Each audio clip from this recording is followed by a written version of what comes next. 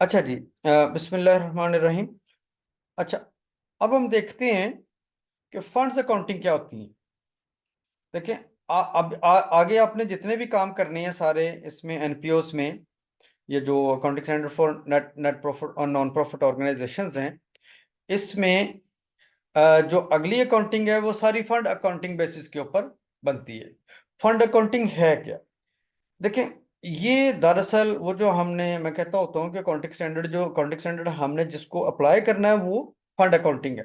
Fund accounting है क्या? Fund accounting कहता है ये एक कलेक्टिव अकाउंटिंग प्रोसीजर है जो self balancing set of accounts के की बेसिस के ऊपर काम करते हैं। यानी सेल्फ बैलेंसिंग का मतलब है, अगर आप इन फंड्स का ट्रायल बैलेंस बनाएं तो ये ऑटोमेटिकली बैलेंस हो जाएंगे, बिल्कुल डबल एंट्री के रूल के ऊपर काम करते हैं। ठीक हो गया जी। ये set of accounts for each fund established by legal, बेशक वो लीगल तरीके से बने, कॉन्ट्रेक्चुअल किसी के साथ कॉन्ट्रैक्ट हो, किसी ने वॉलंटरीली आपको पैसे दे दिए हो, या voluntary action of an NPO यानी नॉन प्रॉफिट ऑर्गेनाइजेशन में किसी ने वॉलंटरीली आपको फंड्स दिए हो। Elements of funds can include assets, liabilities, net assets, revenue, net expenses. Same वही चीजें हैं जी, इसमें भी वही तमाम चीजें हो सकती हैं। यानी इनकम स्टेटमेंट की भी सारी चीजें हो सकती हैं और बैलेंस शीट की भी तमाम चीजें हो सकती है। दूसरे लफ्जों में फंड अकाउंटिंग में हमने इनकम स्टेटमेंट बैलेंस शीट ही बनानी है और उसकी हर आइटम इनकम स्टेटमेंट की और बैलेंस शीट की जो है वो सेल्फ बैलेंसिंग होगी। ठीक हो गया जी। हाँ, ये जो फंड अकाउंटिंग है इसको हम सेग्रीगेट करते हैं डिफरेंट बेसिस के ऊपर। यानी इन्हें हम ये जो है होती हैं फंड अकाउंटिंग में, इसके जो फंड्स हैं ये रिस्ट्रिक्टेड भी हो सकते हैं, यानी इंटरनली रिस्ट्रिक्टेड भी हो सकते हैं और एक्सटर्नली रिस्ट्रिक्टेड भी हो सकते हैं। यानी अगर ये रिस्ट्रिक्टेड हैं एक्सटर्नली या इंटरनली तो वो किस तरह से होंगे ये भी हम देख लेते हैं। रिस्ट्रिक्शंस क्या होती हैं? कहते हैं रिस्ट्रिक्शंस आर द स्टिपुलेशंस रिस्ट्रिक्शंस को कहते हैं जी। The stipulations imposed that specify how resources must be used। यानी हर फंड के बारे में कोई ना कोई इंफॉर्मेशन दे दी जाती है। जैसे हमने इसको पहले भी वैसे डिस्कस कर लिया कि फंड अकाउंटिंग में जो भी फंड्स होंगे अगर वो रिस्ट्रिक्टेड हैं तो उनके ऊपर कोई ना कोई कंडीशन अप्लाई होगी, रिस्ट्रिक्शन अप्लाई होगी कि ये फंड यहीं यूज हो सकता है, ये इस साल में यूज होगा, अगले 10 साल में यूज होगा, इसे खास तौर पर एक्सपेंस के लिए यूज किया जाएगा, या एसेट खरीदने के लिए यूज किया जाएगा, या लोन लेने के लिए यूज किया जाएगा, या लोन पे करने के लिए यूज किया जाएगा। तो ये कोई भी रिस्ट्रिक्शन हो सकती है। ठीक हो गया जी। अच्छा जी, इसमें मैंने आपको बताया था कि फंड्स अकाउंटिंग जो है, इसमें जो फंड्स हैं ये मेनली 3 किस्म के फंड्स होते हैं। इनके ऊपर जो हमने यूज करने होते हैं उनमें सबसे पहला फंड क्या होता है? Endowment fund. फंड अकाउंटिंग क्या होती है जी? ये सेल्फ बैलेंसिंग अकाउंट्स होते हैं, ये सेल्फ रूल्स एंड रेगुलेशंस होती हैं जिसमें फंड्स मेंटेन किए जाते हैं। और ये फंड्स आमतौर पर 3 किस्म के होते हैं: endowment fund, restricted fund and general fund. Endowment fund क्या होते हैं? एंडोमेंट फंड में बेटा हम फंड्स को लेते हैं, एनपीओ को फंड्स दे दिए जाते हैं, लेकिन एनपीओ को ये कह दिया जाता है कि ये फंड्स आप यूज नहीं कर सकेंगे, इन फंड्स को आप इन्वेस्ट करेंगे और उनकी जो इन्वेस्टमेंट से इनकम आएगी उसे आप यूज कर सकेंगे।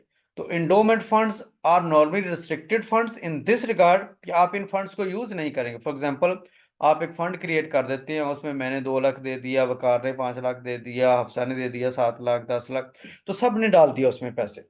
अब वो जो पैसे पड़े हैं हमने उन्हें कह दिया भाईजान ये फंड्स जो है ये आप जो हमने पैसे दिए हैं ये यूज नहीं हो सकेंगे इनको, बल्कि आपने क्या करना है जी, इसको इन्वेस्ट करेंगे। हाँ, उसकी जो इनकम होगी वो इनकम यूज की जा सकती है, मुमकिन है फॉर एजुकेशन पर्पसेज और फॉर हेल्थ पर्पसेज, किसी के लिए यूज की जा सकती है। ठीक हो गया जी। तो ये जो इंडोमेंट फंड्स हैं ये नॉर्मली हम इन्हें इन्वेस्ट कर देते हैं और इन्वेस्टमेंट इनकम को यूज करते हैं। तो डेफिनेशन के पॉइंट ऑफ व्यू से अच्छी चीज है जी। तो endowment funds are treated as net assets, इन्हें हम नेट एसेट्स यानी कैपिटल इक्विटी के तौर पर हम इन्हें यूज करते हैं जी। रिस्ट्रिक्टेड फंड्स जो, देखिए जो रिस्ट्रिक्टेड फंड्स हैं ये भी मैंने पहले डिस्कस किया कि रिस्ट्रिक्टेड फंड्स वो वाले फंड्स हैं जिन फंड्स के ऊपर कोई ना कोई कंडीशन अटैच कर दी जाती है, रिस्ट्रिक्शन अटैच कर दी जाती है कि अगर इसमें हम पैसे आपको दे रहे हैं तो ये पैसे आप खास तौर पर इसी काम के लिए यूज किए जा सकते हैं। अच्छा, ये रिस्ट्रिक्टेड फंड्स जो होते हैं इनके ऊपर रिस्ट्रिक्शंस इंटरनल भी हो सकती हैं और एक्सटर्नल भी। एक्सटर्नल रिस्ट्रिक्शन क्या है? जिसने पैसे दिए हैं उसने कहा भाई इससे आप बिल्डिंग ही बनाएंगे, या इससे आप कॉफी शॉप की मशीन ही खरीदेंगे, या इसको आप सैलरी देने के लिए यूज करेंगे, या इसे आप जनरल फंड्स के लिए ही यूज करेंगे, किसी के लिए भी यूज। तो उसने रिस्ट्रिक्शन लगा के भेजी, तो इसे कहेंगे ये एक्सटर्नल रिस्ट्रिक्शन। और इंटरनल रिस्ट्रिक्शन क्या है कि जिसने पैसे दिए उसने कुछ नहीं कहा, उसने कहा ये 2 लाख रुपए, हमने अंदर जाकर उसको रिस्ट्रिक्ट कर दिया कि ये फंड जो है इससे सिर्फ और सिर्फ बिल्डिंग ही बनेगी, या इससे हम सिर्फ फर्नीचर ही खरीदेंगे। ठीक हो गया? तो रिस्ट्रिक्शंस बेशक इंटरनल हो एक्सटर्नल हो, दोनों तरह से रिस्ट्रिक्शंस की ट्रीटमेंट सेम है, लेकिन ये इंटरनल भी हो सकती हैं, एक्सटर्नली भी हो सकती हैं।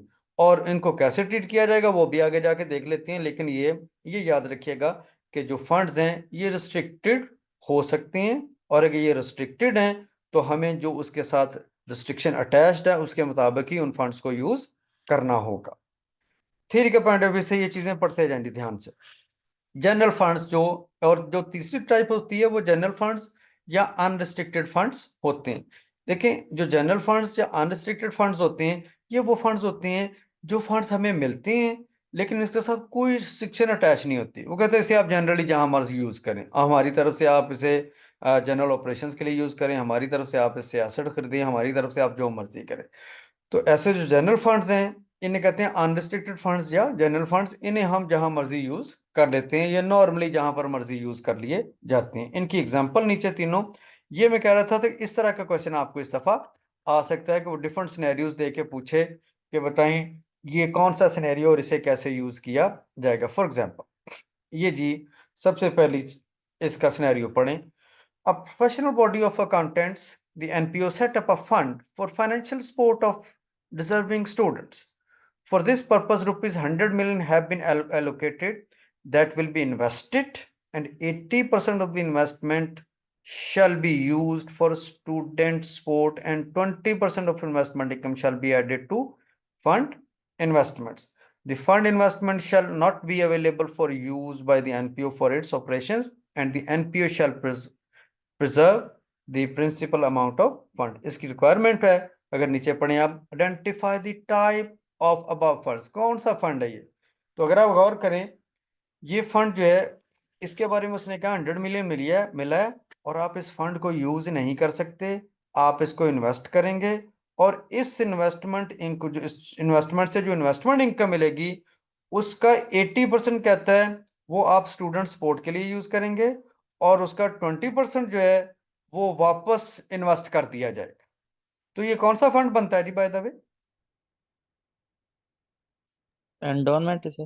जी, इंडोमेंट फंड। देखे ना इंडोमेंट। जी, शाबाश, वेरी वेल डन। तो बिल्कुल ऐसे ही करिए। देखे ना, अगर वो फर्दर इसका ट्रीटमेंट पूछ ले तो हम कहेंगे जी कि हम इसको जो 100 मिलियन है इसको हम ट्रीट करेंगे एज इक्विटी। इसके जो आगे 80% और 20% है, उस 80% की जो इनकम आएगी उस इनकम को हम कहाँ पर यूज करेंगे? स्टूडेंट सपोर्ट में। और 20% जो है उसे कहाँ यूज करेंगे? इन्वेस्टमेंट इनकम में। तो अगर इसको इन्वेस्टमेंट इनकम के तौर पर यूज करना हो तो हम इसको अगर इसकी इनकम स्टेटमेंट बैलेंस शीट बनानी होगी तो उसको हम 80% जो है वो स्टूडेंट स्पोर्ट्स के लिए यूज कर देंगे, और 20% वापस उसके 100 मिलियन में ऐड कर देंगे। ये भी हम इंशाल्लाह इसकी ट्रीटमेंट करेंगे, लेकिन अभी इसकी रिक्वायरमेंट सिर्फ ये है कि आप इसको बताएं कि इसका करना क्या है। तो हम इसको इंडोमेंट फंड के तौर पर यूज करेंगे, 100 मिलियन को एज इक्विटी ट्रीट कर लिया जाएगा, 80% को एज इन्वेस्टमेंट इनकम, और 20% को वापस एनपीओ में, सॉरी, फंड में ऐड कर दिया जाएगा। सर Next, एंडोनमेंट पे जो हमारे इनिशियल इन्वेस्टमेंट होती है सर वो वैसे की वैसी होती है, उससे नहीं, सिर्फ उसको हम जो एज इट इज रखेंगे। ये बिल्कुल कैपिटल की तरह होती है, हम इसे यूज नहीं करते।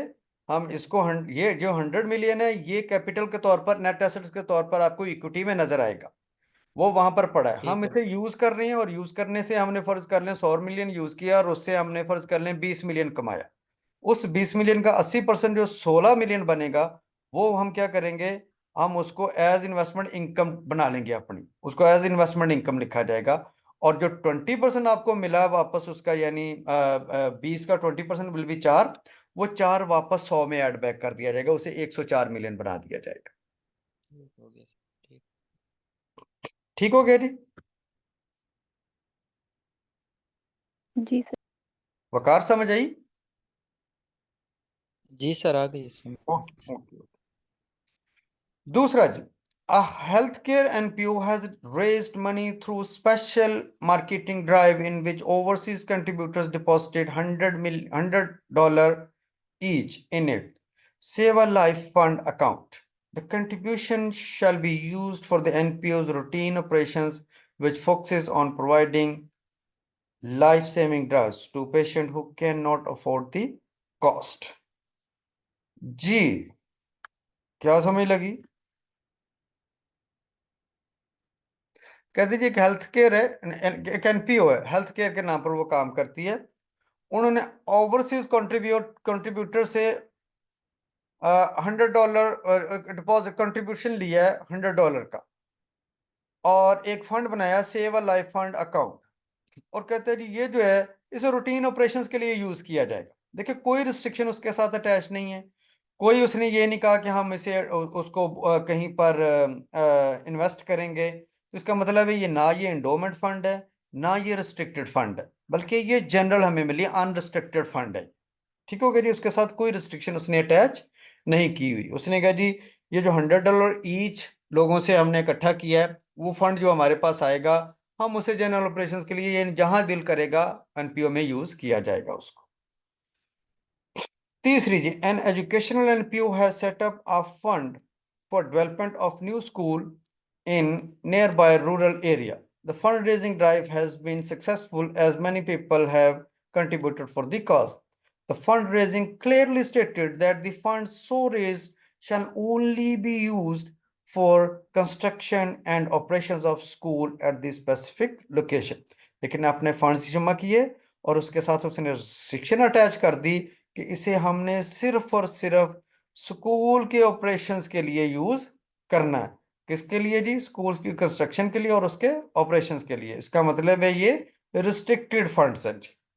राइट जी, ये 3 स्टेरियोस थे, पहले वाला एंडोमेंट, दूसरे वाला जनरल और तीसरे वाला रिस्ट्रिक्टेड। इसमें हमने सिर्फ ये बताना था कि ये हैं कौन कौन से वाले। क्लियर है जी बात? जी यस सर। सर। तो वंस अगेन जी, ये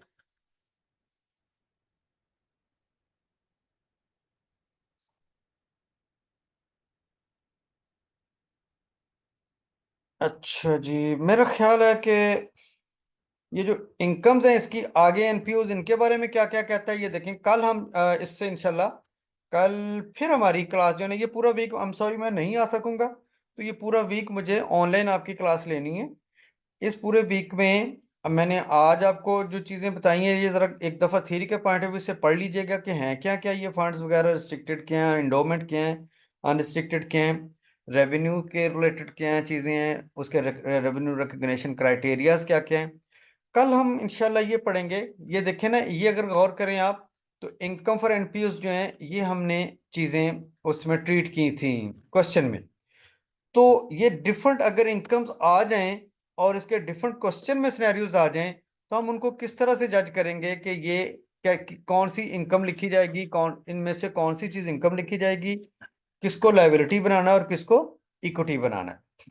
तो जो कैटेगरीज ऑफ इनकम्स और इसके नीचे उसने दिए हैं कैटेगरीज ऑफ एक्सपेंसेस, ये जो इसके नीचे बिल्कुल आगे जाके थोड़ा सा उसने एक्सपेंसेस की भी कैटेगरीज दी हुई हैं। यानी अगर ये इनकम्स हमें मिल जाएं, आ जाएं क्वेश्चन में, तो हमें कैसे पता चलेगा कि ये इनकम है या लायबिलिटी है, इसमें से इनकम कितनी बनानी है, लायबिलिटी कितनी बनानी है और इक्विटी कितनी बनानी है। कल हम इंशाल्लाह इस चीज को डिस्कस करेंगे जी।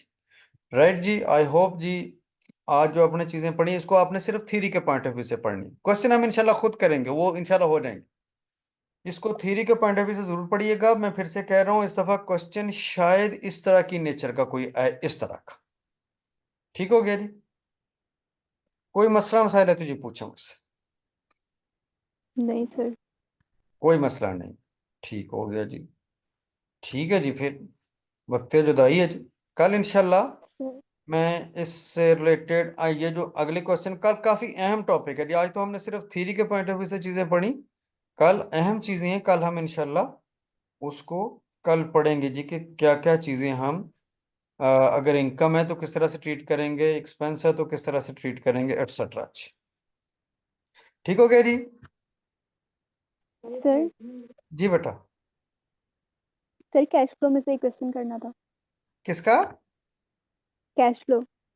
कैश फ्लो का क्वेश्चन मुझे कल याद करवा देना, हम थोड़ा सा लंबा सेशन ले लेंगे और उसमें नहीं सर, उसको पूछना था कुछ।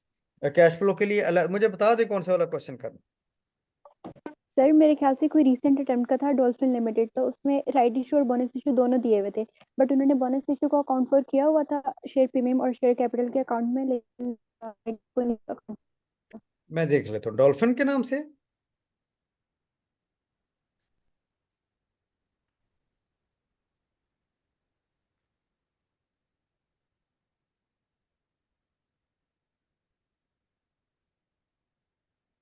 हेलो।